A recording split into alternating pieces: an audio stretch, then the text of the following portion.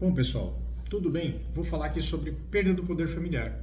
Meu nome é Leandro Canaval, sou advogado, especialista e mestre em Direito, sobretudo atuando com família, criança, adolescente, tem outras áreas também, mas aqui estou falando sobre adoção. No bloco anterior eu falei sobre suspensão do poder familiar, que acabou suprimindo um pouco o conteúdo desse vídeo aqui. Por quê? Porque são assuntos interligados. Então aqui estou falando sobre perda do poder familiar. Vou repetir um pouquinho, para quem ainda não entendeu, para quem está vendo primeiro esse vídeo.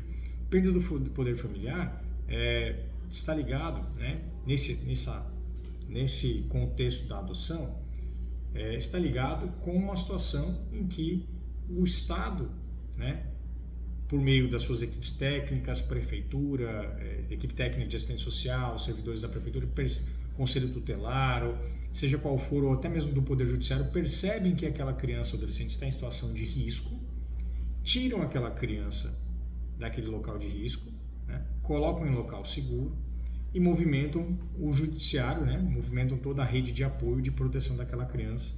E aquela família, que às vezes nem está formatada, ela está completamente desordenada, ela está passando por problemas, enfim, ela perde os poderes sobre aquela criança. Ela não tem mais, vamos falar no popular, gerência sobre aquela criança, no sentido de autorizar isso ou aquilo, autorizar um colégio ou outro, autorizar viajar ou não, autorizar um tratamento ou outro. Essa família perdeu completamente o vínculo que existia com essa criança, o vínculo jurídico, vínculo jurídico. Então, juridicamente, quando a gente fala em perda do poder familiar, se existia um pai e uma mãe, ele vira mero genitor, genitora. Ele não tem mais relações com aquela criança ou adolescente. É claro que isso é algo gravíssimo, e tem que ser usado só apenas em última instância, caso a perda do poder familiar, ela deve ocorrer somente se toda a rede de apoio, de proteção da criança e adolescente, o serviço social da cidade, se já investiram esforços para aquela família se reconstituir.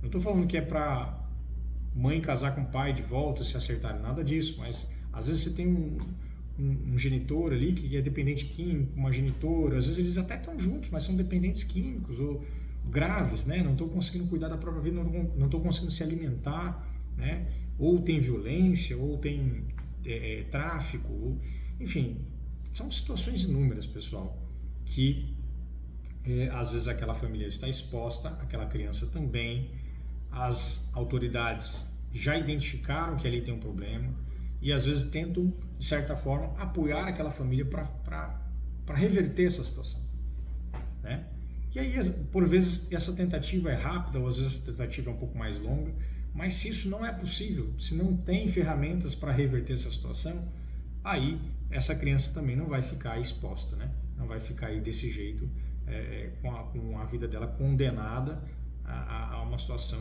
grave, enfim, às vezes correndo risco até de vida, Então essa criança precisa ser retirada dali e corta-se o vínculo em definitivo, Por vezes essa família já estava com os poderes familiares suspensos, ou seja, não tinha mais gerência sobre essa criança, esse adolescente. E aí, se não tem mais o que fazer, o judiciário decreta então a perda do poder familiar, e aí rompe-se em definitivo os vínculos jurídicos existentes. Então essa criança está completamente desvinculada. A partir do momento que isso ocorre, ela está apta a ser reintegrada em uma nova família por adoção. Claro que não juridicamente, essa criança precisa ser trabalhada por profissionais, assistente social, psicólogo, para ver se também sobre o aspecto subjetivo, sobre o aspecto do ser dela, ela já está em momento oportuno para ser reintegrada numa nova família, para ser apresentado para pretendentes de adoção, certo? Então esse é um ponto muito importante também, falando aqui dentro do perda de poder familiar, tá joia? Se você gostou, dá um like, se inscreva, compartilhe, deixe seu comentário, sua dúvida. Voltamos no próximo bloco. Até breve.